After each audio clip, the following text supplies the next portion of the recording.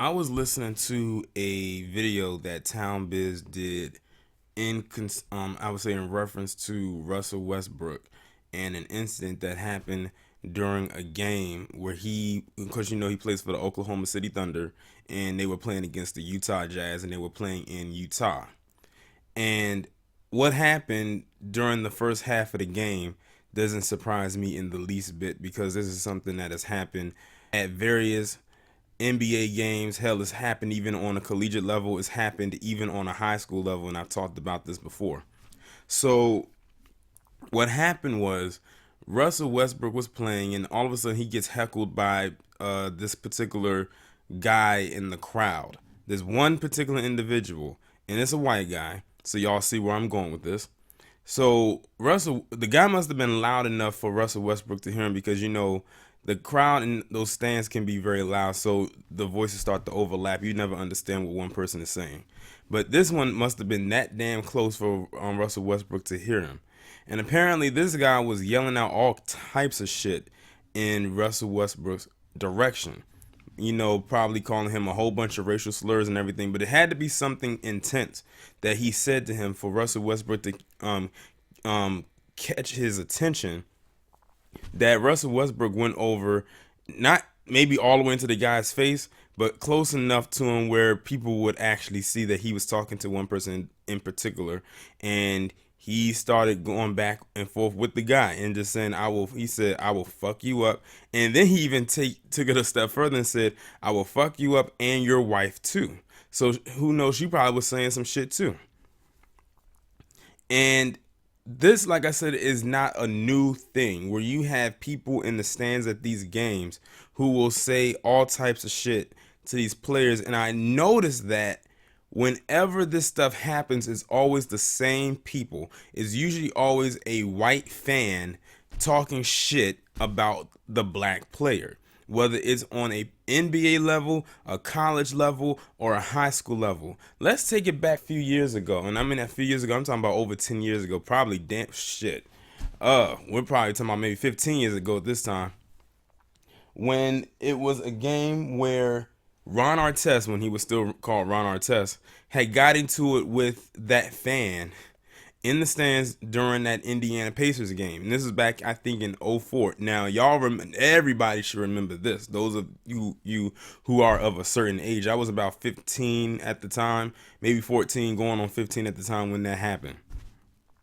And one of the fans in the stand was talking shit, and then Jermaine O'Neal, had got into it with the fan first. Well, not in the sense that he started it, but because the fan was talking shit and he got into it with the fan first, and he ran into the crowd and started to fight him. But it was Ron Artest who really stole the show when that fan was still talking shit, and he ran, like, I mean, we talking about ran into the crowd. You can go and find that clip up on YouTube almost anywhere. Like, that's probably one of the most controversial things that's probably happened in the NBA. One of, by the way. And got into it with the fan because they were talking shit.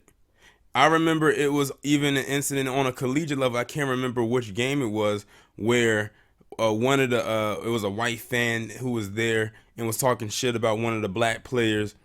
And they said he had a history of doing this shit, but they never took them out of the game or told them that they were banned from the premises. And one day, one of the players that was there did not stand for that shit, so he went and actually got into the fan's face and pushed that guy so hard he fell back into his seat and damn near fell into the ground, because he was a pretty, like, big dude. Like, well, he's a fat guy, let's put it that way. So they said the bigger you are, the harder you fall, and it meant just that day. And let's not take into account all the stories I've done, even the more recent one I've done about the boy in high school who was heckled by the white students while playing and playing in a game, and not only talk shit about him, but also talk shit about his parents and about his family, like the straight up sheer disrespect. And one thing that Town Biz had mentioned in his video, and I agree with, Adam Silver, the commissioner for the NBA, he has to be the one to make that call that says that, look, we understand if you do not like a certain player, or if you are not a fan of a certain team, but and we know that you heckle and everything like that. But when you start yelling out racial slurs to these guys who come out there and they um, put their bodies on the line, to entertain, and do what they're paid to do, that shit should be unacceptable, and there should be consequences when shit like that actually happens. There's not enough in place to protect these players, when stuff like this goes down. Notice that these hecklers never ever talk shit about the white players that's on the team. I've never seen them actually heckle and talk shit about the white players that are on the team. It's usually always the black players that they always have something to say about. Cause see, they like seeing black people get out of their element. It's entertainment for them. They love to see us mad. They love to see us pissed off. Even if it comes to the point where we would get into their face and knock them the fuck out. But see, he was looking for a confrontation because he was probably hoping that Russell Westbrook would hit him so he could have a reason to say, I'm going to sue you and get paid. But luckily, Russell Westbrook kept his cool and only kept it on a verbal level and not a physical one. Because I think when that whole thing with Ron Artest happened, he was like, fuck talking. I'm going to just get up there and fight you. I don't know if any lawsuit came from that. It probably did.